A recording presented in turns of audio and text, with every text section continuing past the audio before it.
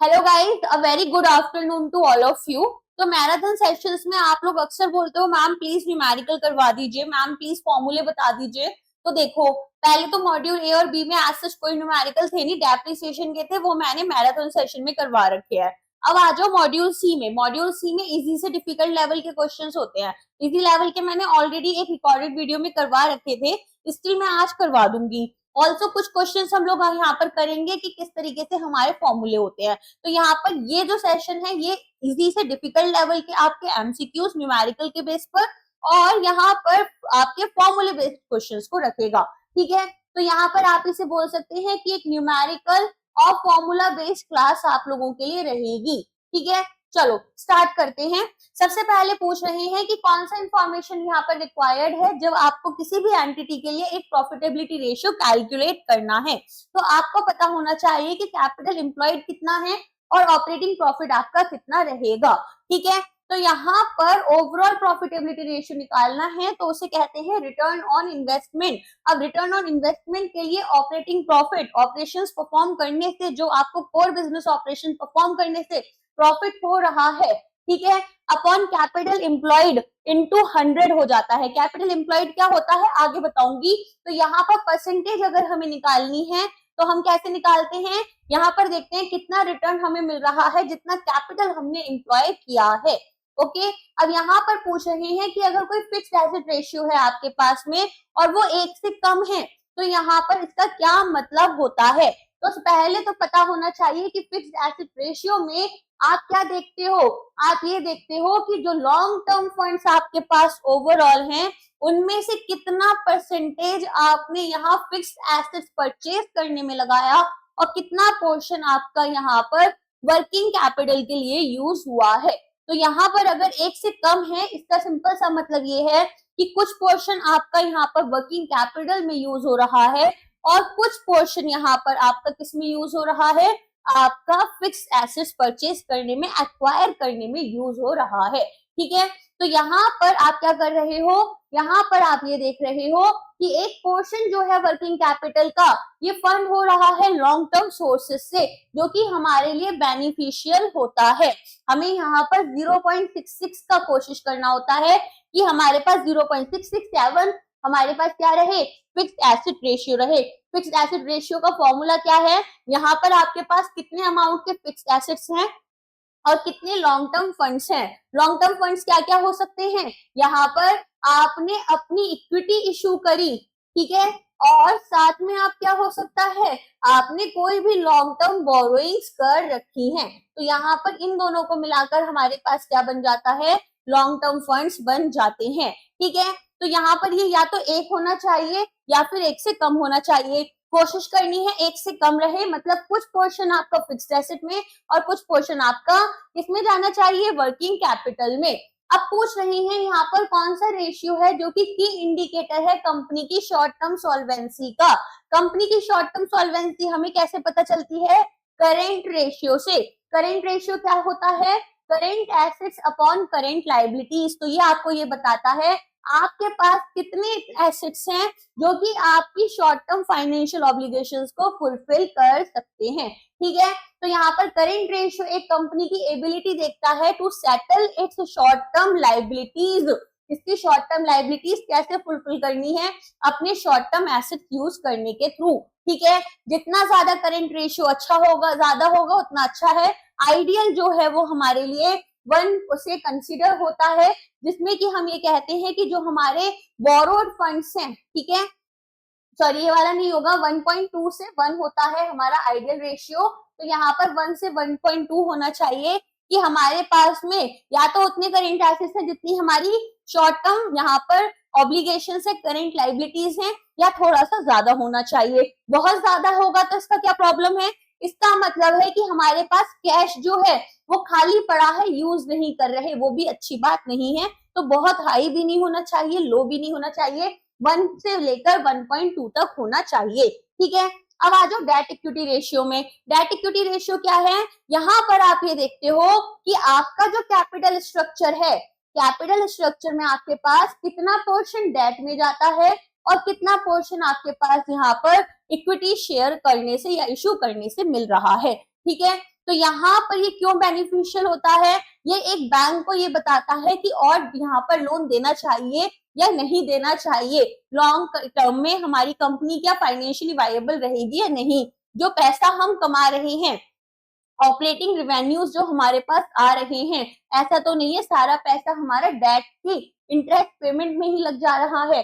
तो हमारे पास ये दो तरीके के होते हैं, एक है डेट इक्विटी रेशियो जिसमें टोटल लॉन्ग टर्म हमारे डेट देखेंगे upon total long term funds देखते हैं, ठीक है। जितने भी फंड्स हैं डेट और इक्विटी से मिलाकर उनको हम यहाँ पर डिनोमिनेटर में लिखते हैं और टोटल डेट हमारे पास कितना है वो लिखेंगे।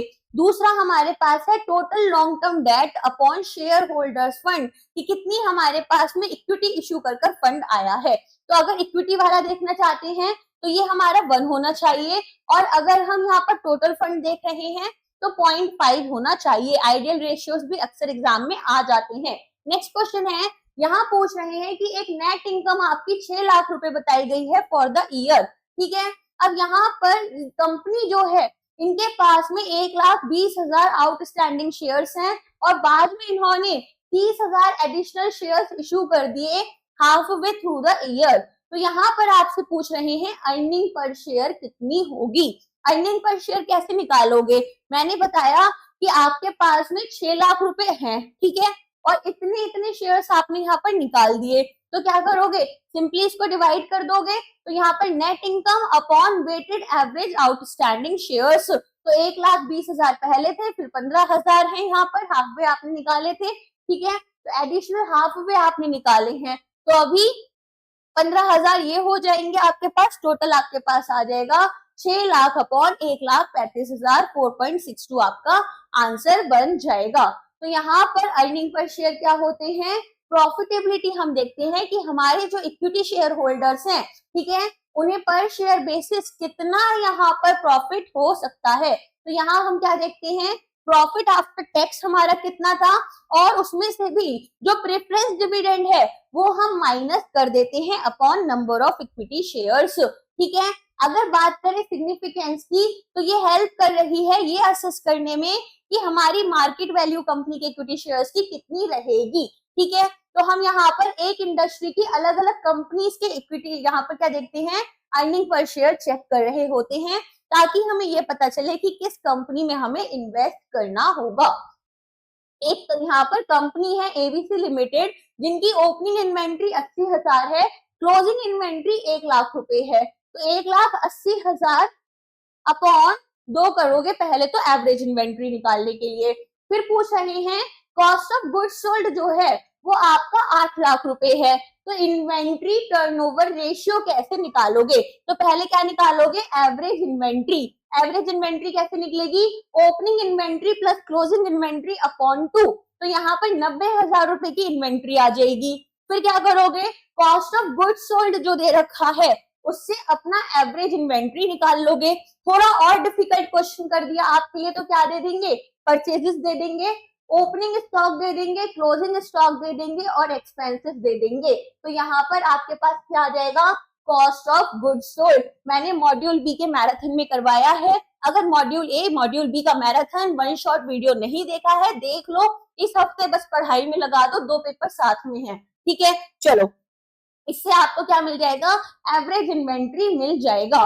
कुछ स्टूडेंट्स बीच बीच में पूछते रहते हैं पीडीएफ कहाँ मिलेगा, पीडीएफ कहाँ मिलेगा। आप लोग जैक वाला के टेलीग्राम चैनल पर जाओगे, वहां सारे पीडीएफ सभी लेक्चर्स के, जितने भी मैराथन लेक्चर्स आपके सब्जेक्ट्स के हो रहे हैं, जितनी भी अभी तक हमारी सीरीज आई हैं, सबके लेक्चर्स के आपको यहाँ नोट्स मिल जाते हैं, प्लीज वहां से जाकर डाउनलोड कर लो, ओके।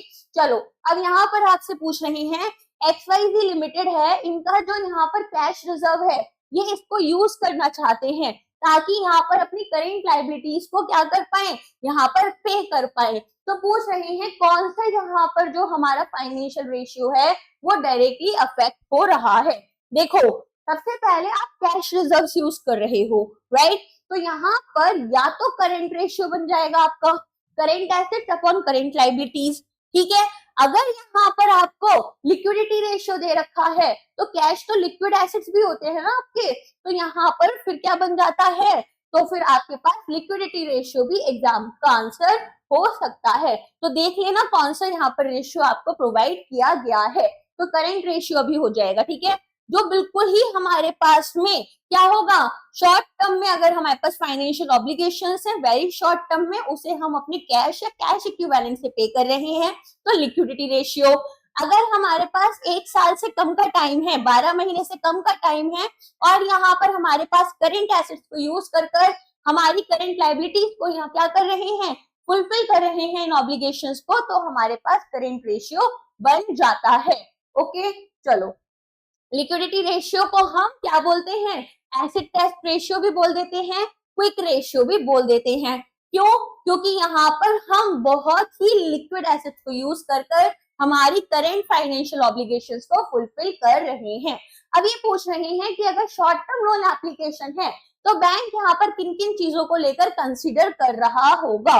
तो बैंक का यहाँ पर क्या होगा, पहले तो शॉर्ट टर्म रेशियोज कौन से हैं वो आपको पता होने चाहिए। तो जैसे कि मैंने अभी बताया था, हमारे पास करेंट रेशियो होता है, क्विक रेशियो होता है, ये हमारे पास क्या है, ये हमारे पास में यहाँ पर शॉर्ट टर्म के लिए होते हैं। तो हमारे पास इसका आंसर क्या होता है, सी हो जाता है, ठीक है। तो current ratio, quick ratio, quick ratio को हम लिक्विडिटी बोल देते हैं, liquidity ratio, acid test ratio बोल देते हैं, ठीक है। चलो अब अगर मैं बात करूं, मैंने अभी बताया था थोड़ी देर पहले कि हमारे पास में यहाँ पर क्या करना है, हमें करेंट रेशियो को मेंटेन करके चलना है, ठीक है। अच्छा, ईपीएस और डिविडेंड यील्ड रेशियो हमारे कैसे हैं, ये हमारे पास यहाँ पर ज्यादा रेलेवेंट होते हैं इन्वेस्टर्स के लिए, ना कि हमारे जो यहाँ पर क्रेडिटर्स हैं, ठीक है। चलो ईपीएस बताया ही था कैसे निकालते हैं, डिविडेंड यील्ड रेशियो कैसे निकालोगे, डिविडेंड यहाँ पर आपका कितना होगा पर शेयर, ठीक है, एक शेयर पर आपको कितना डिविडेंड मिल रहा है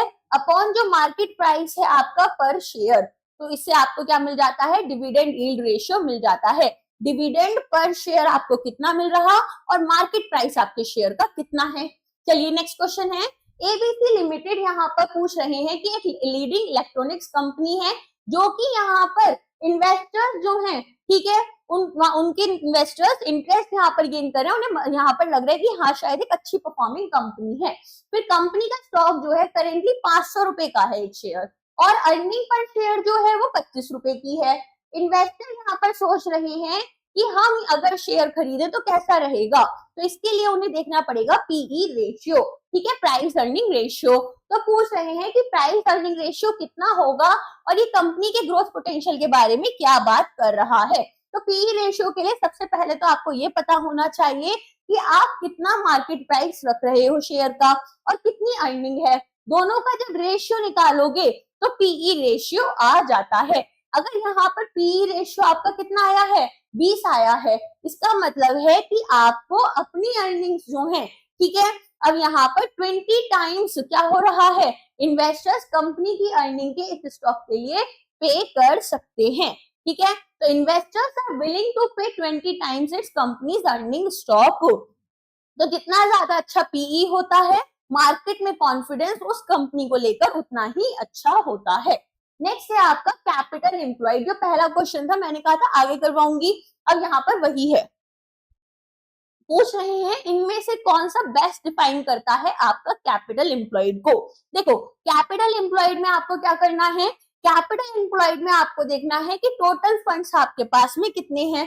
तो बहुत बार तो यहाँ पर आपको सभी एसेट्स दे रखे हैं, करेंट एसेट्स भी और फिक्स्ड एसेट्स भी, ठीक है, तो आप उन्हें यूज कर सकते हो सकता है सिर्फ और सिर्फ फिक्स्ड एसेट्स दे रखे हैं तो आप उन्हें यूज कर सकते हो। अब ये डिपेंड करेगा आपको कैपिटल एम्प्लॉयड के लिए क्या क्या चीजें दे रखी है। तो क्या क्या रख सकते हो, टोटल आपके पास एसेट्स कितने हैं, या फिर आपके पास टोटल फिक्स्ड एसेट्स कितने हैं, या फिर आपके पास टोटल लॉन्ग टर्म फंड्स जो बिजनेस में यूज हुए हैं वो कितने हैं। जैसे शेयर कैपिटल आपकी कितनी है, रिजर्व्स और सरप्लस कितने हैं, लॉन्ग टर्म लोन्स आपके पास कितने हैं, और इसमें से नॉन बिजनेस एसेट्स को और फिक्शियस एसेट्स को आप माइनस कर दोगे, ठीक है। चलो आगे बढ़ते हैं। XYZ कॉर्पोरेशन है, इन्होंने हमें कुछ डेटा प्रोवाइड किया है। क्या क्या डेटा दिया है, नेट सेल्स मेरी इतनी है, कॉस्ट ऑफ गुड्स सोल्ड इतनी है, एवरेज इन्वेंट्री इतनी है। अब आपसे पूछ रहे हैं कि पहले तो इन्वेंट्री टर्नओवर रेशियो निकालो। इन्वेंट्री टर्नओवर रेशियो कैसे निकाल रहे थे, COGS अपॉन एवरेज इन्वेंट्री। फिर पूछ रहे हैं कि यहाँ पर जो रिजल्ट आपको मिल रहा है इसका मोस्ट अप्रोप्रिएट इंटरप्रिटेशन क्या है। तो यहाँ पर एवरेज इन्वेंट्री आपकी आ गई थी 1,80,000, सीओजीएस का यहाँ पर आपका 9 लाख, ठीक है। तो 5 जो है वो आपका इन्वेंट्री टर्नओवर रेशियो हो गया। इसका मतलब है यहाँ पर जो कंपनी है वो एक साल के अंदर अंदर 5 बार अपनी इन्वेंट्री रिप्लेस कर रही है। मतलब इन्वेंट्री रिप्लेस करने का मतलब क्या हुआ, आज मैंने कुछ स्टॉक खरीदा, ठीक है, उसे यूज किया, फाइनल गुड्स बनाए, मेरी फाइनल गुड्स एक बार पूरी की पूरी बिकी, फिर दूसरी बार बिकी, फिर तीसरी बार, फिर चौथी, फिर पांचवी, एक बार साल में 5 बार में अपना जितना प्रोडक्ट है, जितना स्टॉक है वो बेच रही हूँ, ठीक है। तो यहाँ पर बहुत एफिशिएंट इन्वेंट्री मानी जाती है। नेक्स्ट क्वेश्चन है, एक कंपनी है जिसका यहाँ पर कैपिटल स्ट्रक्चर है। कैपिटल स्ट्रक्चर में क्या देखते हैं, कैपिटल स्ट्रक्चर में 3 चीजें होती हैं और कभी कभी एग्जाम में आपको 2 चीजें मिलती हैं। सबसे पहले मिलता है डेट कितना है, कितना लोन लेकर यहाँ पर फंड इकट्ठा किया, कितनी अपने शेयर्स को इश्यू करके फंड इकट्ठा करा। कुछ कंपनीज अपने प्रेफरेंस शेयर्स को भी निकालती हैं तो वो भी ले लेते हैं, ठीक है। अब ये होता है कैपिटल स्ट्रक्चर कि आपने कहाँ से फंड्स इश्यू करा है और फंड्स कलेक्ट कर रखा है, ठीक है। तो सोर्स ऑफ फंड्स आपके क्या है। अब ये बोल रहे हैं कि एक जगह में आपने 40% का जो डेट है आपका और यहाँ पर 60% की इक्विटी है, मतलब आपने प्रेफरेंस शेयर्स तो निकाले नहीं है, कोई बात नहीं। फिर दे रखा है cost of debt. Cost of debt क्या होता है, मैंने जब लोन लिया, ठीक है, इंटरेस्ट पेमेंट करनी पड़ेगी, फीस देनी पड़ेगी, डॉक्यूमेंटेशन होती है, बहुत सारी चीजें होती हैं, तो सब मिलाकर 10% मेरी कॉस्ट ऑफ डेट है और कॉस्ट ऑफ इक्विटी मेरी 16% है। तो पूछ रहे हैं weighted average cost of capital कितनी है। कैसे निकालोगे, कॉस्ट ऑफ डेट आपका कितना है और प्रपोर्शन ऑफ डेट आपका कितना है, प्लस कॉस्ट ऑफ इक्विटी कितनी है और प्रपोर्शन ऑफ इक्विटी आपकी कितनी है, ठीक है। तो यहाँ पर कॉस्ट ऑफ डेट आपको 10 दे रखा था, प्रपोर्शन आपको 40% दे रखा था, कॉस्ट ऑफ इक्विटी आपको 16 दे रखी थी, प्रपोर्शन आपको 60 दे रखा था। 100% कैपिटल स्ट्रक्चर है ना।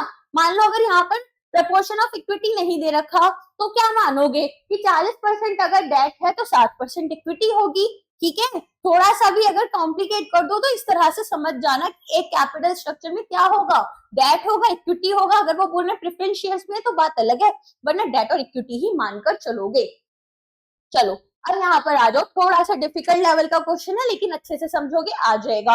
एक कंपनी है, इसकी टोटल कैपिटल, कैपिटल मतलब डेट और इक्विटी, यहाँ से फंड्स उठाए हैं, ठीक है।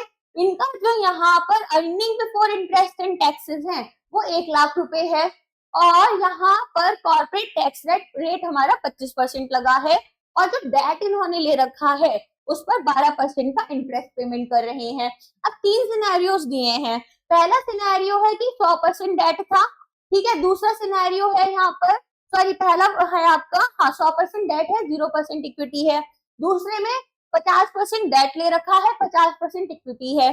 तीसरे में 0% डेट है और 100% इक्विटी है। तो अब आपको क्या करना है, यहाँ पर आपको देखना है कि किसके पास में हाईएस्ट टोटल इनकम है। तो कैसे निकालोगे, सबसे पहले देखो आपको यहाँ पर कैपिटल का मतलब क्या है कि कितने फंड्स हैं आपके पास, तो 2 लाख रुपए के मेरे पास फंड्स हैं, ठीक है। और मेरी इनकम कितनी हुई है, ऑपरेटिंग इनकम मेरी कितनी हुई है, ईबीआईटी मेरी ऑपरेटिंग इनकम है। ईबीआईटी का फुल फॉर्म क्या है, earning before interest and tax, ठीक। ये मेरा 1 लाख रुपए है, सिंपल है, इतना समझ में आया। अब पहले केस में मैंने केवल और केवल डेट लिया है, मैंने कोई भी इक्विटीज अपनी रेस नहीं की, तो यहाँ पर 2 लाख रुपए का मेरा डेट होगा। इस 2 लाख रुपए पर 12% का इंटरेस्ट पेमेंट करना पड़ेगा, ठीक है। तो 24,000 रुपए इंटरेस्ट पेमेंट हो गई। इसके बाद में क्या होगा, 1 लाख में से 24,000 रुपए माइनस हो जाएंगे। जो मेरी इनकम थी उसमें से मैंने इतने रुपए का क्या करा, यहाँ पर टैक्सेस पे कर दिया, तो मेरे पास केवल 76,000 रुपीज बचे। अब इस पर मुझे 25% का कॉर्पोरेट टैक्स देना पड़ेगा। 25% को 1/4 लिख सकते हैं। तो यहाँ पर मुझे 19,000 रुपए का कॉर्पोरेट टैक्स देना पड़ा। 19,000 रुपए का कॉर्पोरेट टैक्स दे दिया। अब यहाँ पर मैंने जब टैक्स पे कर दिया और ये मेरी इनकम बची थी 76,000 रुपीज, तो उसे माइनस करने से मुझे पता चला मेरे पास केवल 57,000 रुपीज बच जाते हैं। जब मैं इंटरेस्ट पे कर दूंगी और उसके बाद टैक्सेस पे करूंगी, राइट। तो यहाँ पर टोटल इनकम हमारी कितनी रहेगी, डेट और इक्विटी को प्लस कर देते हैं। तो अगर मैं टोटल इनकम की बात करूं तो 24,000 रुपए जो मेरा यहाँ पर इंटरेस्ट पे किया था उसे ऐड कर दूंगी और बाकी जो मेरे पास प्रॉफिट आफ्टर टैक्स था। आगे समझ। दूसरा सिनेरियो, यहाँ बोल रही है 50% डेट है, 50% इक्विटी है। अगर 50% डेट है तो इसका मतलब है 2 लाख रुपए में 1 लाख रुपए का मैंने लोन लिया है, 1 लाख रुपए मैंने अपने शेयर्स इशू करे थे, तो 1 लाख रुपए पर 12% का मेरा क्या लग रहा है, यहाँ पर मेरा 12% का इंटरेस्ट पेमेंट जाएगा, तो जो हो गया 12,000 रुपए। तो मैंने क्या करना है, मेरी जो अर्निंग थी 1 लाख रुपए थी, 1 लाख रुपए में से सेकंड वाले केस में 12,000 रुपए माइनस कर दिए, तो मेरे पास बची अर्निंग 88,000 रुपीज। इस 88,000 रुपीज पर मुझे क्या करना पड़ेगा, यहाँ पर टैक्सेस पे करने पड़ेंगे, तो 25% टैक्स मेरा इस पर लगेगा। ठीक है, तो 22,000 रुपए टैक्स चला गया, 1/4 से मल्टीप्लाई किया। अब मेरे पास प्रॉफिट आफ्टर टैक्स कितना बचा, ये मेरे पास प्रॉफिट आफ्टर टैक्स बचेगा यहाँ पर 66,000 रुपीज। 66,000 रुपीज में अब मेरे को क्या करना है, अपनी अर्निंग देखनी है, टोटल इनकम कितनी है। टोटल इनकम कितनी होगी, जो मेरा प्रॉफिट आफ्टर टैक्स आया प्लस जो मैंने डेट पे किया था, तो 12,000 रुपए में 66 को प्लस कर देंगे। तीसरा केस है जिसमें कोई भी डेट नहीं लिया, तो कोई भी इंटरेस्ट पे नहीं करा, इंटरेस्ट हो गया 0, पूरी की पूरी 1 लाख रुपए की इनकम पर 25% का टैक्स पे करना पड़ेगा। तो प्रॉफिट आफ्टर टैक्स आपका कितना हो जाएगा, 25,000 रुपए माइनस कर 75,000 रुपीज। 75,000 रुपीज पर अब क्या होगा, यहाँ पर 75,000 रुपीज आपकी टोटल इनकम रहेगी, क्योंकि डेट कितना है, 0 है। ओके, तो यहाँ पर इस तरीके से हमने क्या देखा कि हमारे पास में टोटल इनकम कितनी आ रही है। इन्होंने पूछा कौन से सीन में सबसे हाई इनकम थी, तो यहाँ पर तो 75,000 रुपए है, यहाँ आपका 78 है और यहाँ आपका 81 है, तो 81 सबसे हाई हो गया। तो सिनेरियो 1 जो है उसमें हमने देखा कि हमारे पास में सबसे ज्यादा इनकम होगी। आगे समझ। चलो नेक्स्ट क्वेश्चन है, एक फर्म के डिबेंचर्स हैं, ठीक है, debentures are just like bonds. India में पब्लिक कंपनीज जो होती हैं वो आपके बॉन्ड्स इशू करती हैं, प्राइवेट कंपनीज डिबेंचर्स इशू करती हैं। इसमें 10% आपका एनुअल कूपन रेट लग रहा है और करेंट मार्केट प्राइस आपका 90 रुपए है। अब आपसे पूछ रहे हैं कि अगर ये 4 साल में आपका मैच्योर हो रहा है तो अप्रोक्सीमेट कॉस्ट आपकी डेट की क्या रहेगी। सबसे पहले क्या करते हो, फेस वैल्यू से कूपन पेमेंट निकालते हो, ठीक है। तो यहाँ पर कूपन पेमेंट आपकी कितनी आनी चाहिए, 100 रुपीज का यहाँ पर 10% है, ठीक है। तो यहाँ पर आपके पास क्या आया, कूपन आ गया, कूपन आपका आ गया 10, ठीक है। फिर 10 रुपए का क्या करोगे, ये हो गई एनुअल इंटरेस्ट पेमेंट। फिर यहाँ पर क्या करना है, फॉर्मूला लगाना है। फॉर्मूला क्या है, m minus P upon N. तो m क्या है आपका यहाँ पर फेस वैल्यू, p क्या है आपका मार्केट प्राइस, ठीक है। फेस वैल्यू आपकी 100 थी, मार्केट प्राइस आपकी 90 हो चुकी है, और यहाँ पर देखो मार्केट प्राइस 90 दे रखी है, फेस वैल्यू 100 दे रखी है। अपॉन यहाँ पर मैच्योरिटी ईयर्स कितने हैं, 4 साल दे रखे हैं, तो अपॉन 4 कर दिया। फिर क्या करोगे, यहाँ पर देखोगे कि मार्केट प्राइस जो है, ठीक है, उसमें 0.6 से मल्टीप्लाई करोगे और यहाँ पर फेस वैल्यू का 0.4 से मल्टीप्लाई करोगे, तो इससे आपको यहाँ पर क्या मिल जाता है, आपका यील्ड टू मैच्योरिटी मिल जाता है, ठीक है। तो YTM जो है वो आपको यहाँ पर मिल जाएगा। चलो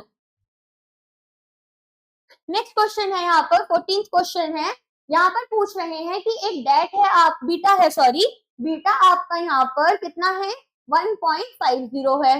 रिस्क फ्री रिटर्न जो है आपका 12% है, इसको आप 0.12 लिख सकते हो। फिर आपको बोल रहे हैं एक्सपेक्टेड मार्केट रिटर्न जो है वो आपका 16% है, जिससे आप 0.16 लिख सकते हो। अब आपको यहाँ पर क्या कैलकुलेट करना है, रिक्वायर्ड रेट ऑफ रिटर्न। तो यहाँ पर रिक्वायर्ड रेट ऑफ रिटर्न के लिए आपको ये फॉर्मूला यूज करना है। तो यहाँ पर रिक्वायर्ड रेट ऑफ रिटर्न क्या होगा, आपका रिस्क फ्री रिटर्न कितना है, इसका यहाँ पर प्लस करोगे, बीटा से क्या कर रहे हो, मल्टीप्लाई करोगे, किसको, यहाँ पर आपको कितना रिस्क फ्री रिटर्न है और कितना आपका एक्सपेक्टेड मार्केट रिटर्न है, उसका डिफरेंस। तो यहाँ पर आपका क्या लगेगा, यहाँ पर सिंपल सा है, 12, ठीक है, 0.15 लिख सकते हो, 12 लिख सकते हो इसको, प्लस 150 इंटू आपका 16 माइनस 12, 0.16, 0.12 लिख लेना, या फिर इसको परसेंटेज में कन्वर्ट कर लेना डायरेक्टली, जैसे भी तुम्हें करना हो वो तुम कर लेना। तो यहाँ पर आंसर आपका 18% आ जाएगा, ठीक है। चलो, एक कंपनी है जिसका लॉन्ग टर्म बॉन्ड यील्ड जो है वो 12% है, इक्विटी रिस्क जो है यहाँ पर आपका 4% प्रीमियम है, bond yield plus risk premium approach जो है यहाँ पर उसके according required rate of return आपका कितना रहेगा। तो यहाँ पर बॉन्ड यील्ड आपकी कितनी है, 12% है, इक्विटी रिस्क प्रीमियम आपका 4% है, दोनों को ऐड कर दोगे तो यहाँ पर रिक्वायर्ड रेट ऑफ रिटर्न आपको मिल जाता है। कौन सा था पहले, कैपम था, अभी कौन सा है, bond yield plus risk premium approach, ठीक है। तो बॉन्ड यील्ड जो आपको मिल रही है, जो रिस्क प्रीमियम है, दोनों को ऐड कर दोगे जैसा कि नाम है। अब यहाँ पर पूछ रहे हैं डिविडेंड ग्रोथ मॉडल अगर आप यूज कर रहे हो तो यहाँ पर आपको कॉस्ट ऑफ इक्विटी निकालनी है। कॉस्ट ऑफ इक्विटी क्या है कि जब मैंने अपने शेयर्स को इशू करा तो यहाँ पर मुझे कितना पैसा लगा, जैसे डिविडेंड पेमेंट्स होती हैं, डॉक्यूमेंटेशन होते हैं, ठीक है, तो वो सारी चीजें। तो यहाँ पर बोल रहे हैं जो करंट मार्केट प्राइस है आपके इक्विटी शेयर का वो 120 है, आप यहाँ पर 12 रुपए का डिविडेंड देने वाले हो, ठीक है, नेक्स्ट ईयर। डिविडेंड जो है वो यहाँ पर हर साल 5% के हिसाब से बढ़ जाएगा, मतलब इस साल 12% है, सॉरी 12 रुपीज है, अगले साल 5% और बढ़ जाएगा 12 रुपए पर। तो आपका ये यहाँ पर आपको निकालना है रिक्वायर्ड रेट ऑफ रिटर्न कितना रहेगा। तो देखो क्या करोगे, डिविडेंड पहले साल में कितना है, 12 रुपीज है, ठीक है, मार्केट प्राइस आपका कितना था, 120 रुपीज है, और ग्रोथ रेट आपका कितना है, 5% है, ठीक है। तो इस तरीके से आपको यहाँ पर क्या मिल जाएगा, आपको यहाँ पर अपने लिए रिक्वायर्ड रेट ऑफ रिटर्न मिल जाएगा। कौन सा मेथड है ये, डिविडेंड ग्रोथ फॉर्मूला, ठीक है, फॉर्मूले आपको याद करने पड़ेंगे। चलिए, XYZ लिमिटेड है, इसका करेंट मार्केट प्राइस शेयर का दे रखा है, एक्सपेक्टेड अर्निंग पर शेयर दे रखी है, रिक्वायर्ड रेट ऑफ रिटर्न आपको बताना है अर्निंग प्राइस रेशियो अप्रोच के अकॉर्डिंग। तो सिंपल सा है, क्या करोगे यहाँ पर, एक्सपेक्टेड ईपीएस आपका कितना है नेक्स्ट ईयर के लिए 25, मार्केट प्राइस कितना है शेयर का 250, ठीक है, तो यहाँ पर इसको 100 से मल्टीप्लाई कर दोगे तो आपके पास में आंसर आ जाएगा, 250 नहीं है, सॉरी 200 है। चलो नेक्स्ट क्वेश्चन है, यहाँ पर कैपिटल स्ट्रक्चर दे रखा है, इक्विटी कैपिटल, प्रेफरेंस और डेट कैपिटल, मैंने बताया था तीनों भी हो सकते हैं। तो 50, 20, 30, फिर इक्विटी आपको 18, प्रेफरेंस आपको 12 और 8% ये दे रखा है, ठीक है। इसको इससे प्लस करोगे, इसको इससे और इसको इससे, ठीक है, तो इनको आपस में मल्टीप्लाई करते जाओगे, इसको इससे मल्टीप्लाई, इसको इससे मल्टीप्लाई, इसको इससे मल्टीप्लाई, और फिर ऐड कर दोगे तो weighted average cost of capital निकल आएगा। तो यहाँ पर क्या कर रहे हो, cost of equity into proportion of equity, cost of preference share capital into proportion, and cost of debt into proportion of debt, ठीक है। तो यहाँ पर आंसर एकदम सिंपल सा है लेकिन आ जाएगा। चलो अब यहाँ पर ओके, ईएमआई का क्वेश्चन मिस हो गया क्या, हाँ एमसीक्यू मिस हो गया है, कोई बात नहीं है, देख लेते हैं। ईएमआई के फॉर्मूले के ऊपर ही सिंपल सा होगा। तो यहाँ पर आपको प्रिंसिपल अमाउंट दे रखी होगी कि लोन जो है वो 2 लाख रुपए का दिया गया है, ठीक है, और यहाँ पर रेट आपको बताया होगा कि 10% पर एनम है, और ईएमआई जो है वो आपको मंथली देनी होती है, इक्वेटेड मंथली इंटरेस्ट, ठीक है, इंस्टॉलमेंट सॉरी, और एन जो है टाइम जो दे रखा है वो आपको 2 साल का दे रखा है। तो सबसे पहले क्या करोगे, जो रेट आपको पर एनम के हिसाब से साल के हिसाब से दे रखा है इसे आपने 12 महीने के अकॉर्डिंग कन्वर्ट करना है, ठीक है, तो डिवाइड कर दोगे 12 से। दूसरा जो आपको टाइम दे रखा है इसे आपको महीने में कन्वर्ट करना है, तो मल्टीप्लाई कर देते हो, रेट को डिवाइड करते हैं और टाइम को मल्टीप्लाई करते हैं, कर लिया। अब यहाँ पर ये सिंपल सा फॉर्मूला है, अगर नहीं दिख रहा तो ब्राइटनेस थोड़ी कम कर देती हूँ, एक बार दिख जाएगा, देखना यहाँ पर। तो आपका फॉर्मूला क्या है, हाँ अभी दिख रहा है, देखो फॉर्मूला क्या है मैं एक बार बोल देती हूँ, पेन पेपर लेकर बैठना इस क्लास के लिए। तो EMI is equal to P into R into 1 plus R to the power n upon 1 into R, sorry 1 plus R है, 1 plus r to the power n minus 1।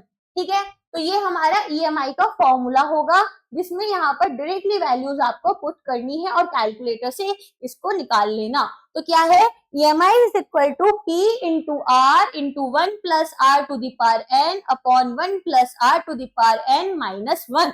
तो यहाँ से ईएमआई आपकी निकल आएगी।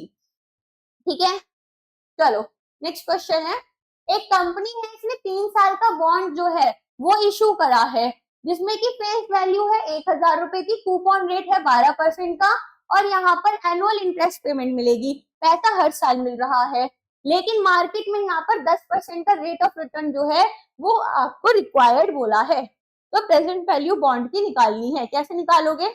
सबसे पहले कूपन पेमेंट निकालो। कूपन पेमेंट कैसे निकलती है? यहाँ पर सबसे पहले 12% आपको दे रखा है, 12 का जो भी आपका फेस वैल्यू है, ठीक है, तो ये आपका 120 रुपीज आ जाएगा आंसर। कूपन पेमेंट निकल गई। अब देखो कूपन पेमेंट क्या होती है, जो इंटरेस्ट आप हर साल पे कर रहे हो। ठीक है, जैसे भी इन्होंने बोला है, पीरियड बताया कि इन्होंने बोला हर साल होना है, तो हर साल ले लोगे। फिर आपको कूपन में याद रखना है कि जो फेस वैल्यू होती है, जिसने का भी आपका यहाँ पर बॉन्ड है, वो लास्ट में जब मैच्योर हो जाएगा बॉन्ड तब पे किया जाता है। ठीक है, तो यहाँ पर आपको ये वाला फॉर्मूला यूज करना है। इस फॉर्मूले में आपके पास क्या है, इस फॉर्मूले में बोल रहे हैं समेशन लोगे, कितना आपका कूपन है 1 plus R to the power T, ठीक है, plus F 1 plus R to the power T. ठीक है, अब यहाँ पर क्या करना है, यहाँ पर आपको ये वैल्यूज में सिंपल सा पुट कर देना है। तो 120 रुपए जो है वो आपका कूपन था। ठीक है, अब यहाँ पर पीवी निकालने के लिए एक ये वाला फॉर्मूला भी यूज कर सकते हो, जिससे कि आपको आसानी से कूपन का पेमेंट मिल जाए।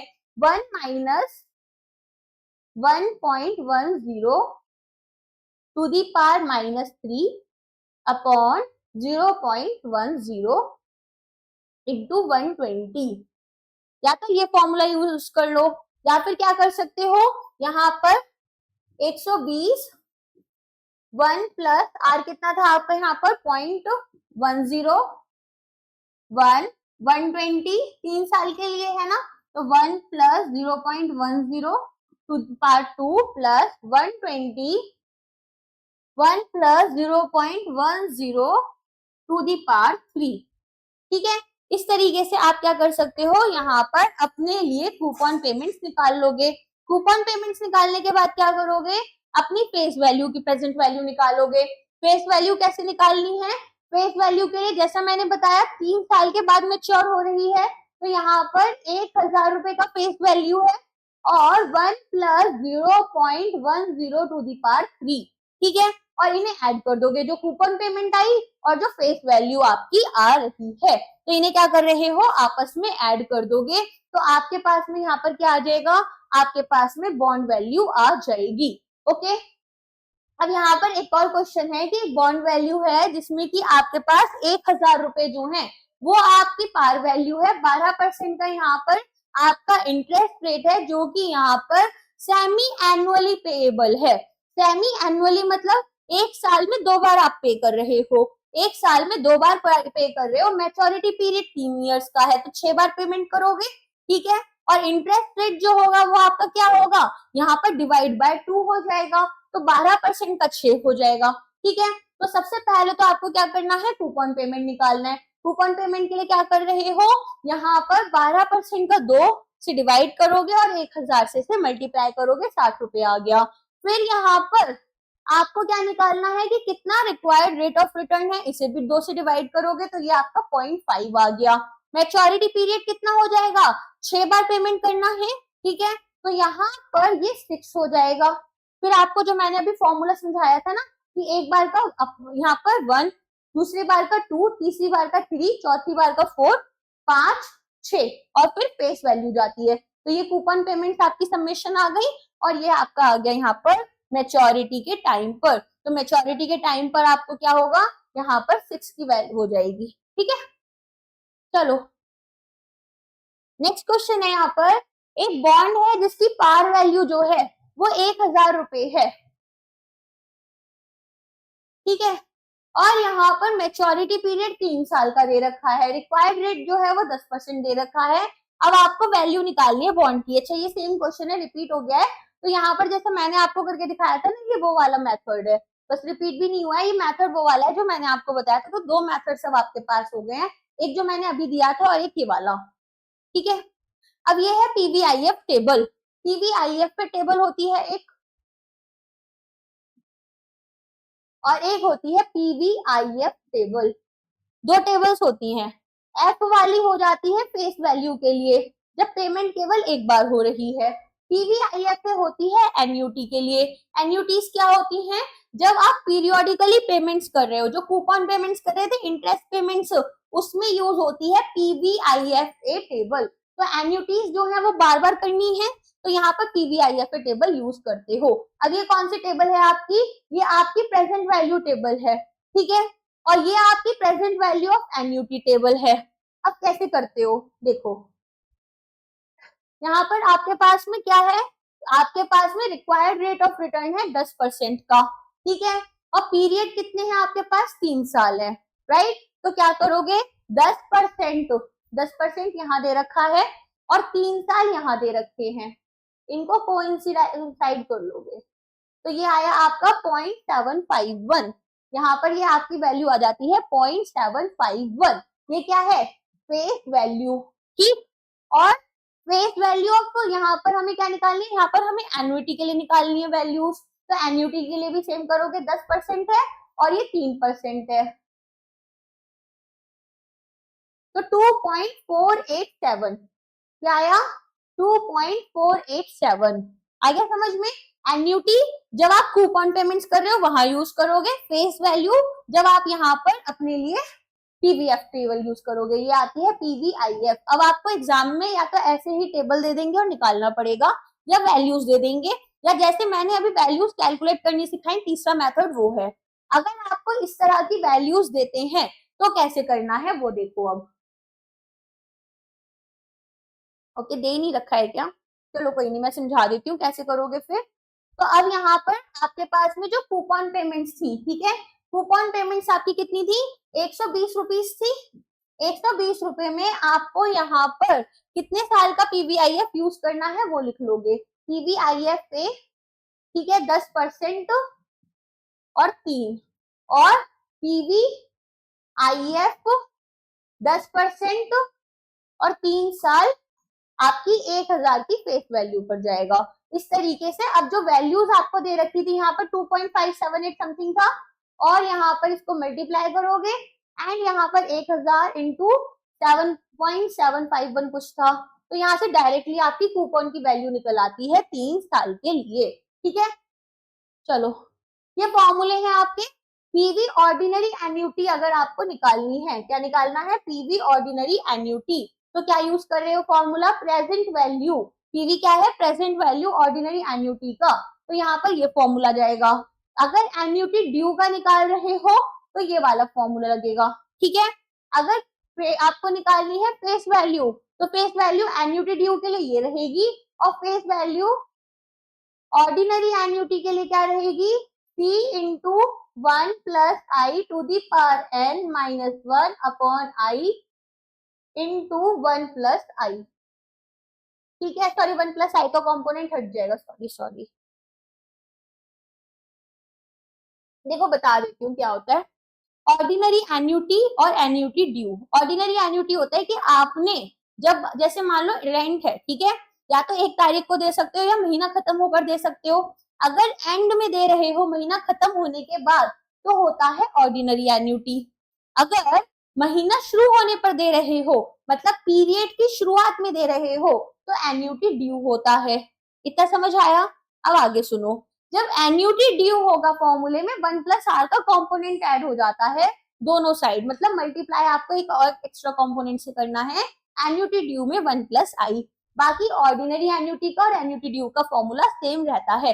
इसमें पीडीएफ की जरूरत पड़ेगी, मैं आपकी अभी टेलीग्राम पर डलवा दूंगी, जब आपकी क्लास ये होगी पब्लिश, उसके बाद में रात को आपको सारी पीडीएफ मिल जाती है, ठीक है।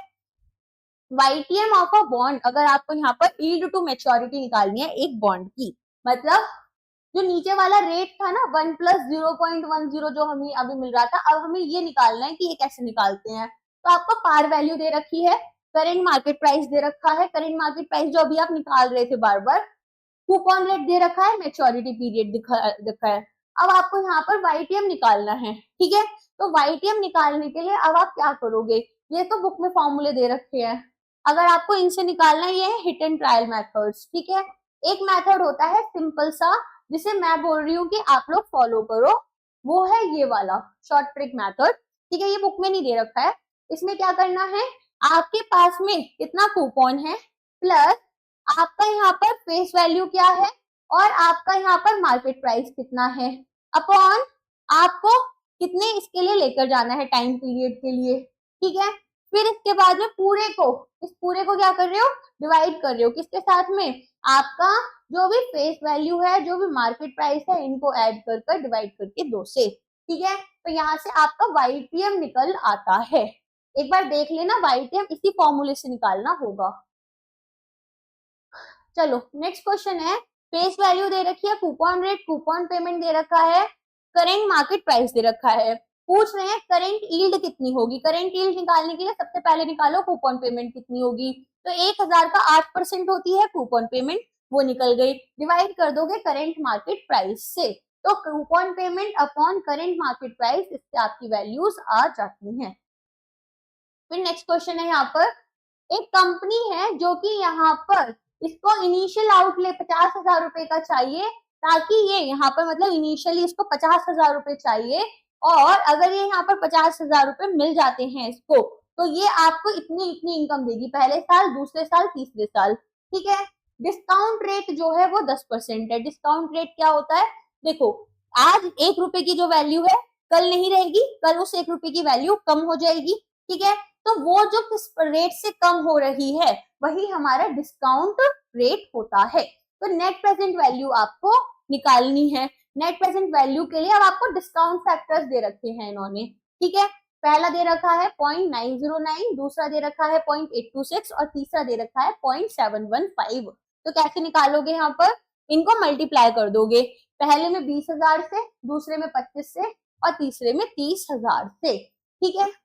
तो यहाँ पर आपके लिए आंसर क्या आ जाएगा, 11,3600।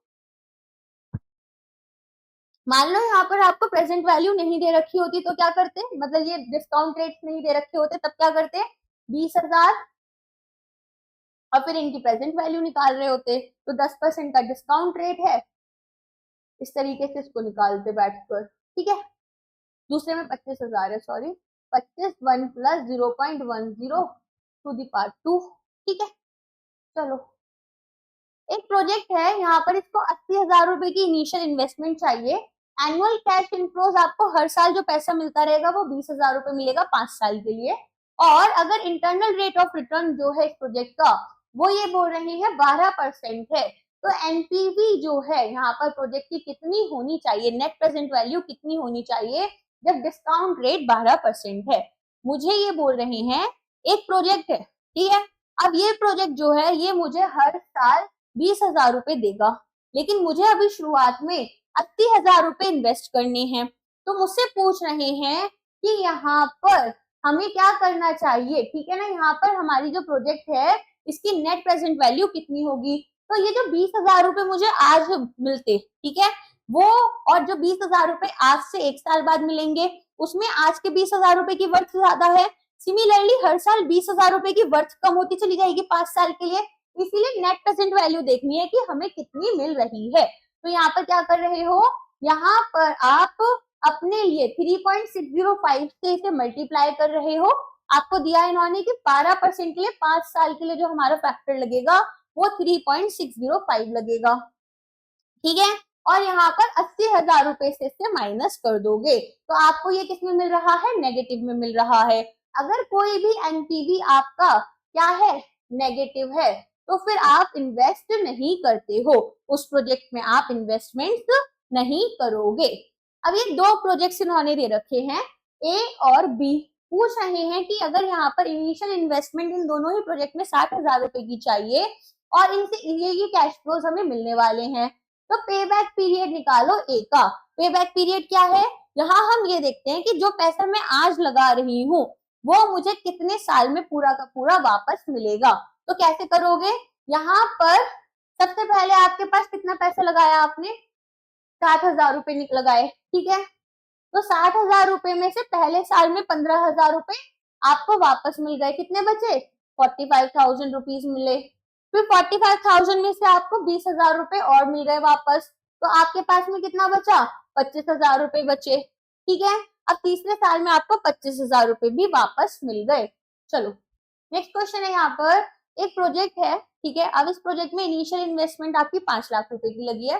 प्रोजेक्ट जो है आपको कैश इनफ्लोज कुछ इस तरीके से दे रहा है, ये सारे कैश इनफ्लोज हैं, जिसके ऊपर अगर हमें प्रेजेंट वैल्यू निकालनी है तो ये आपका क्या लग रहा है, डिस्काउंटिंग फैक्टर लग रहा है। आपको क्या बोल रही हैं कि आपको डिस्काउंट रेट अगर 10% का है तो नेट प्रेजेंट वैल्यू प्रोजेक्ट की निकालनी होगी।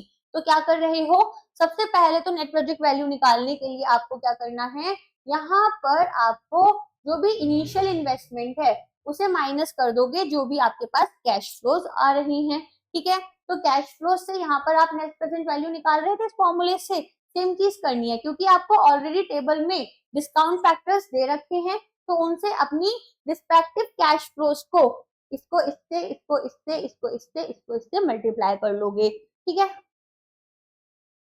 फिर आपको क्या करना है, इनका सबका टोटल निकालना है और इनिशियल इन्वेस्टमेंट जो है वो माइनस कर दोगे, तो आपके पास क्या आया, 1074.800 जो है वो आपके पास एनपीवी आया, ठीक है।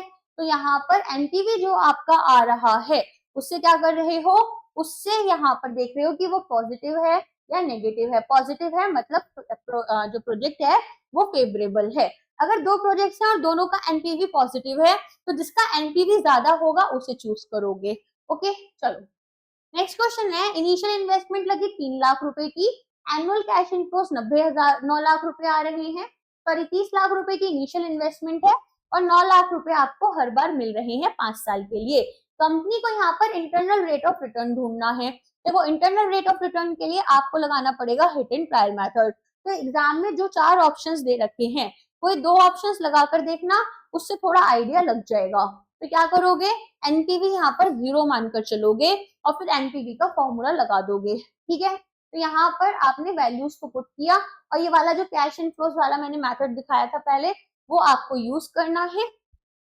तो यहाँ पर आपको आंसर मिल जाएगा कि आपका आंसर कितना होना चाहिए। तो यहाँ पर अगर हमने अलग अलग तरह से आर्स दे रखे हैं, हर एक में अपनी वैल्यूज पुट कर देखी, अगर यहाँ पर वैल्यूज हमने पुट की हैं तो यहाँ पर आपको क्या पता चलेगा, यहाँ पर आपको एन्युटी फैक्टर मिल जाता है, ठीक है। और जो कि आपके यहाँ पर ऑप्शंस के क्लोज रहेगा एंड इससे आप वैल्यूज को निकाल लोगे। आर जो है वो आप यहाँ पर निकाल लेते हो। फॉर्मूला आपको ये वाला ही यूज करना है, डायरेक्टली फॉर्मूला यूज कर लेना, ठीक है। सुबह से क्लास लेते लेते ना मेरी एनर्जी एकदम एग्जॉस्ट हो चुकी है आज।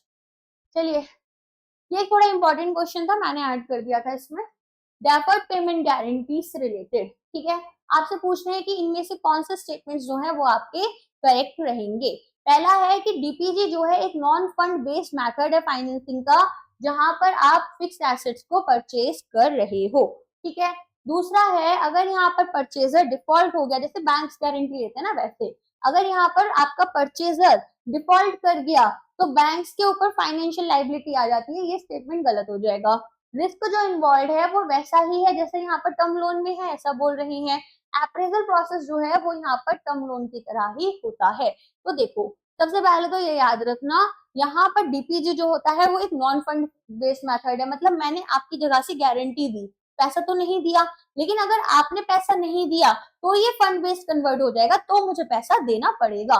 तो यहाँ पर इस तरीके से हमें जाना है, इसके लिए आंसर्स क्या हो जाएंगे, और ACD आपके आंसर्स हो जाएंगे। सेकंड क्यों गलत है, क्योंकि अगर परचेजर यहाँ डिफॉल्ट कर गया तो मुझे आपको क्या करना पड़ेगा, जिससे भी आपने सामान खरीदा है उसे पैसा देना पड़ेगा। चलिए नेक्स्ट क्वेश्चन है, यहाँ पर आपको करेंट एसेट्स दे रखे हैं 100 लाख, ठीक है। फर्म के पास में यहाँ पर शॉर्ट टर्म फाइनेंस करने के लिए 75 लाख है अलग अलग रिसोर्सेज से, और यहाँ पर आपको निकालना है कि मार्जिन या नेट वर्किंग कैपिटल आपके पास कितनी होगी और करेंट रेशियो आपका कितना होगा। तो नेट वर्किंग कैपिटल क्या है, current assets minus current liabilities. और आपका करंट रेशियो क्या है, current assets upon current liabilities.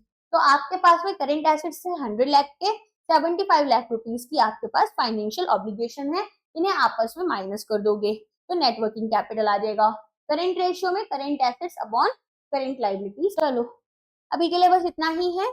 अगर आप लोग ये लेक्चर देख रहे हो, डेफिनेटली आप अभी जेआईआईबी का एग्जाम देने वाले हो, तो मेरे साथ कनेक्ट हो सकते हो 11 मई को, और पीपीबी के लिए 10 मई को, और आरबीडब्ल्यूएम के लिए 18 मई को आप कनेक्ट हो सकते हो भास्कर सर के साथ में। एंड यहाँ पर बताना कि आपके एग्जाम में कितने मार्क्स आए हैं और कितने अच्छे से आपने एग्जाम क्लियर किया and how we have helped you out. Please इसके अलावा आप हमें क्वेश्चंस भी प्रोवाइड करना, हो पाए तो वीडियोस भी आप अपने बनाकर रिकॉर्ड कर हमें प्रोवाइड कर सकते हैं, जिससे हमें भी थोड़ा मोटिवेशन मिलता है। Thank you.